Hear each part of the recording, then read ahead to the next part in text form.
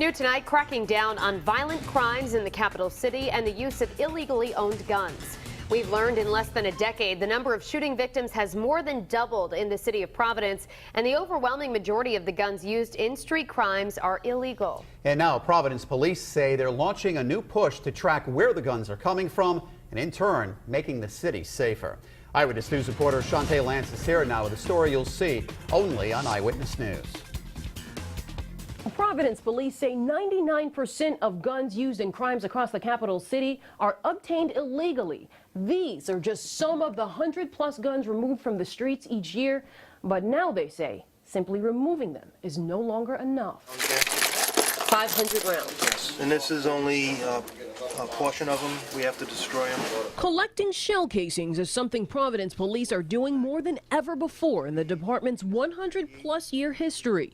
Shootings have increased greatly in the city. We dug through data from Providence police and found that the number of shooting victims has more than doubled over the past 7 years. In fact, in 2006, 47 people were shot in Providence. But last year, gun violence led to the shootings of 100 victims. Now, Providence PD's investigative division Major David LePayton is helping launch a gun control unit aimed at more than just identifying the shooting suspects, but also catching those who illegally sell the firearms. We had a suspect in here that admitted to committing a murder, but he would not tell us where he got the gun.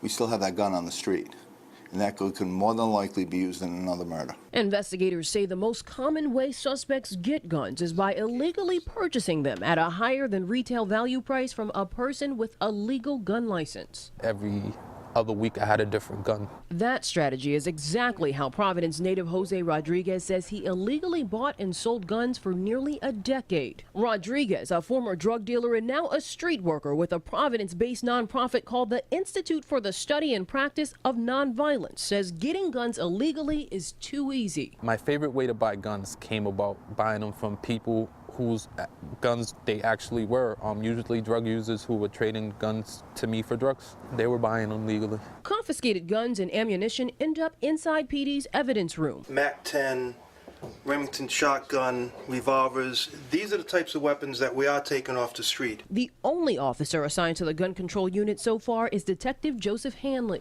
He'll work with the Federal Bureau of Alcohol, Tobacco, Firearms, and Explosives to track every gun confiscated by Providence police. I believe there's a lot of moving parts. It'll be interesting to see where it leads me. If it works, which I think it will, hopefully other departments will be able to mirror this and have luck themselves. Providence police plan to not just stop at making arrests, they hope to lobby state lawmakers to make stiffer punishments for legal gun owners who illegally sell guns.